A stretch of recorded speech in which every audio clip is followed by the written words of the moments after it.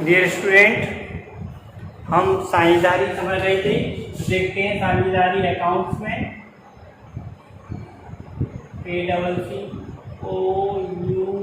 ACCOUNT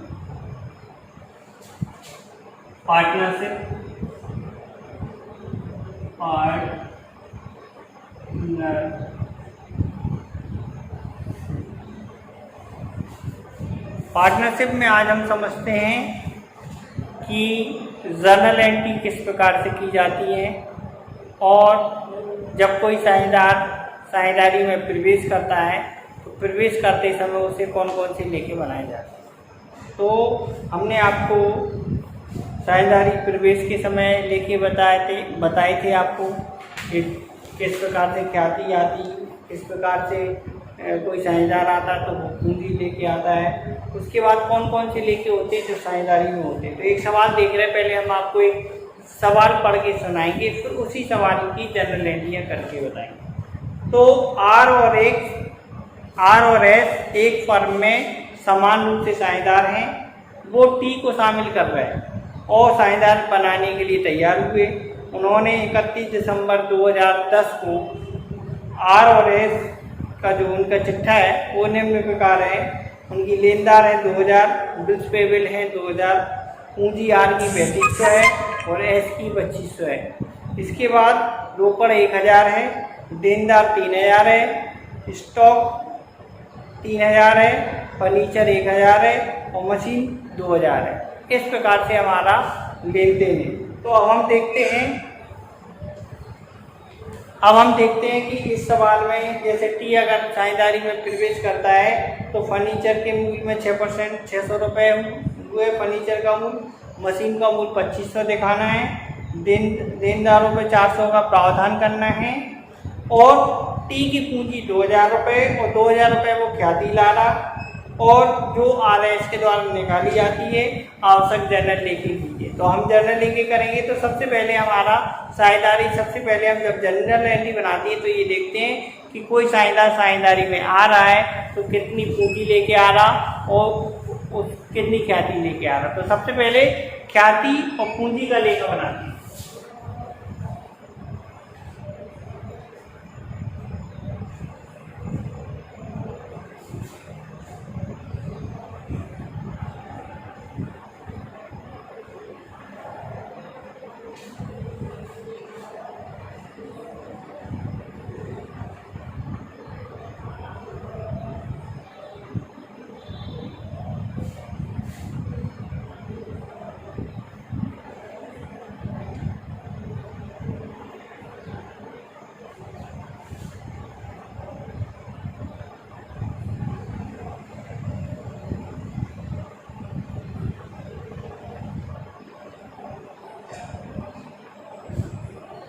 date, particulars, LF, amount BR और amount CR।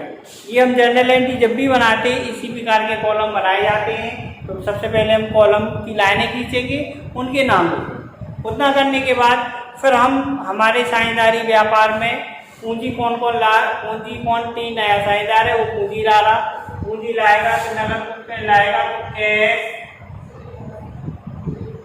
Account debit 2000 रुपये ख्याति और 2000 रुपये टोटल 4000 रुपये ला रहा हूँ तो 4000 रुपये। इसके बाद 2 30 कैपिटल अकाउंट,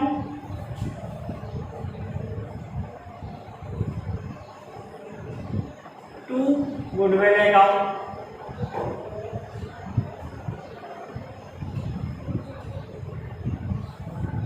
3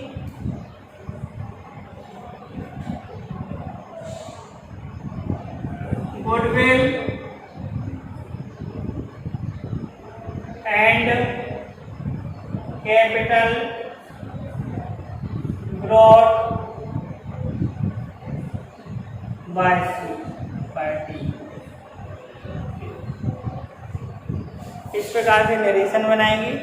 अमाउंट 2000 रुपये कैपिटल का, 2000 रुपये गुडविल का।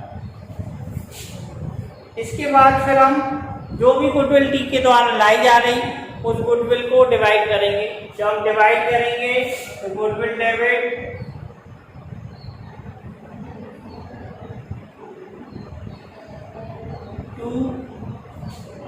पुराने साझेदारों में बांटी जाती तो पुराने साझेदारों को बांटेंगे। तो पुराने R capital to S capital,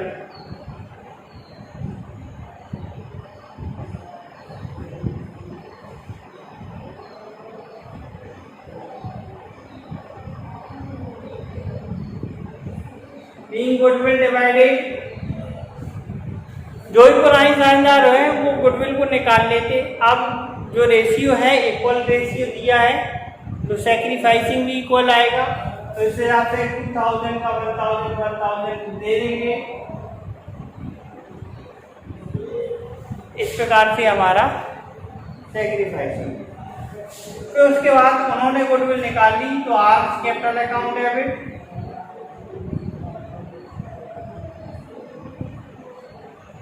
S capital account debit to cash account,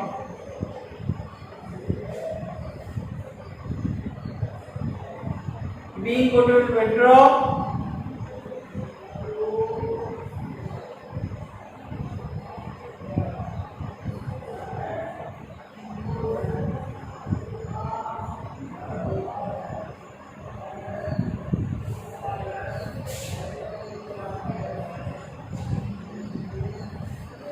इसके बाद उस गुडविल को निकालने के बाद फिर हम देखेंगे कि हमारा रिवैल्यूएशन अकाउंट क्या है। रिवैल्यूएशन अकाउंट क्या बोल रहा, सबसे पहले revaluation account debit,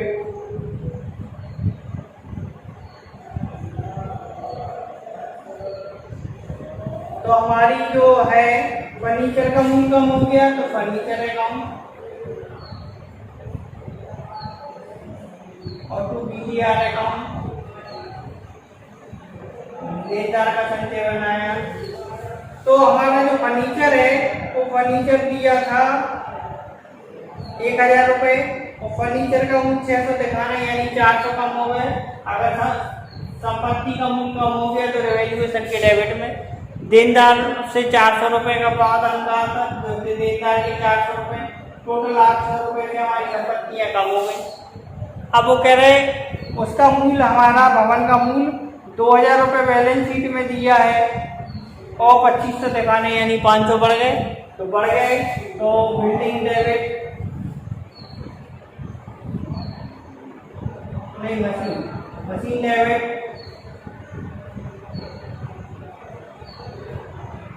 to revaluation,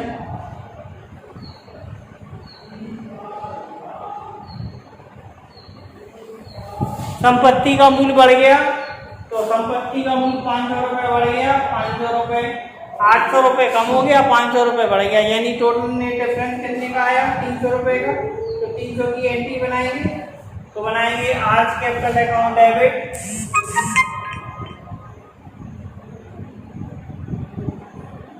S capital account debit to revaluation account,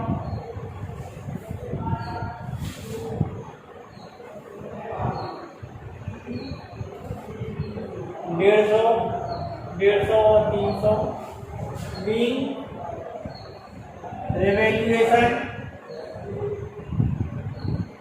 loss transferred,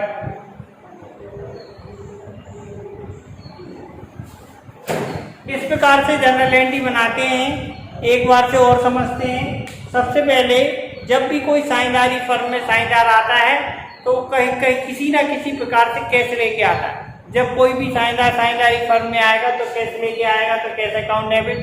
अब वो कैपिटल के रूप में 2000 ला रहा और 2000 गुडविल के रूप में टोटल 4000 ला रहा। तो कैपिटल के रूप में 2000 रुपये ला रहा और 2000 रुपये गुडविल के रूप में ला रहा, तो टोटल 4000 आ रहा है। तो cash account debit to teach capital account to goodwill account. अब जो भी हमारा नया साझेदार है वो कुछ ना कुछ अपनी फर्म में कैपिटल लेके आएगा। जब वो कैपिटल लेके आएगा तो कैपिटल के अकाउंट से क्रेडिट करेंगे और गुडविल लेके आएगा तो गुडविल के अकाउंट से क्रेडिट करेंगे। तो इस प्रकार से हमारे cash account debit teach capital to goodwill है। इस प्रकार से नरेशन बनाएंगे, being goodwill and capital brought by D के द्वारा इतनी कैपिटल लाई गई। इतना होने के बाद फिर जो भी कैपिटल पार्टनर्स के द्वारा लाई जाती है उस पूरी कैपिटल को पुराने साझेदारों के द्वारा सैक्रिफाइसिंग रेशियो में बांट दिया जाता है। अब हमारी जो गुडविल है 2000 रुपये लाए हैं, उसे पुराने साझेदारों में बांटना है, तो पुराने साझेदारों में वो हमारी कैपिटल इस रेशियो में बांटी जाती है कि हमारा जो भी पुराने साझेदार हैं उनका रेशियो क्या है, सबसे पहले ये पता होना चाहिए। तो साझेदारी फर्म में जो रेशियो दिया रहता है उसमें प्रॉफिट शेयरिंग रेशियो बांटा जाता है।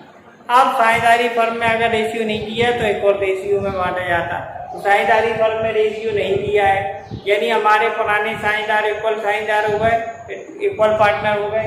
जब वो हमारे साझेदार इक्वल पार्टनर हो गए तो अब हमारा निकालना है न्यू रेशियो। तो न्यू रेशियो के लिए हमें सैक्रिफाइसिंग रेशियो, तो न्यू रेशियो जो भी हम देंगे, सैक्रिफाइसिंग रेशियो हमारा जो पुराना रेशियो है उसके हिसाब से अगर हम न्यू रेशियो को हटाने के बाद निकालेंगे तो इक्वल आएगा। तो और सैक्रिफाइसिंग इक्वल आएगा, तो गुडविल को इक्वल रेशियो में इक्वल यानी इक्वल सैक्रिफाइसिंग रेशियो में बांटेंगे। इसके बाद ये कहा जा रहा है कि जो भी हमारी गुडविल है उस गुडविल को पुराने साझेदारों द्वारा निकाल ली जाएगी राशि। तो पुराने साझेदार आर को 1000 मिली, एस को 1000 मिली, यानी टोटल 2000 रुपये वो निकाल ले जाएगा। तो R capital account debit 1000, S capital account debit 1000, to cash account 2000 रुपये लेके जाएंगे। और बीइंग गुडविल विड्रॉ, जो पुराने साझेदार हैं उन्होंने साझेदारी फर्म से अपनी गुडविल निकाल ली, उसे बीइंग गुडविल विड्रॉ के नाम से नरेशन लिख देंगे। इसके बाद हम देखेंगे रिवैल्यूएशन अकाउंट। अब रिवैल्यूएशन अकाउंट का फॉर्मूला है एसेट्स डिक्रीज बीआर में आएगा और एसेट इंक्रीज सीआर आएगा। तो हमारे पास एसेट है फर्नीचर, हमारे फर्नीचर का वैल्यू डिक्रीज हो रही तो डीआर में आएगा। डेटर्स की वैल्यू डिक्रीज हो रही तो डीआर, तो रिवैल्यूएशन अकाउंट डीआर। तो फर्नीचर में कितना डिक्रीज हुआ 400, तो बीडीआर में कितना डिक्रीज हुआ 400। Mean asset decrease.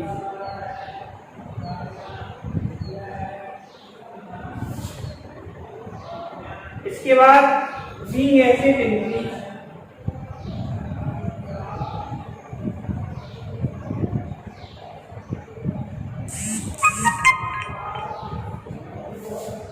जो भी हमारी एसेट डिक्रीज हुई है तो उसको हम लिख देंगे। फिर जो हमारी एसेट इंक्रीज तो सीआर में आएगा रिवैल्यूएशन, तो machine DR to revaluation account CR हो गया।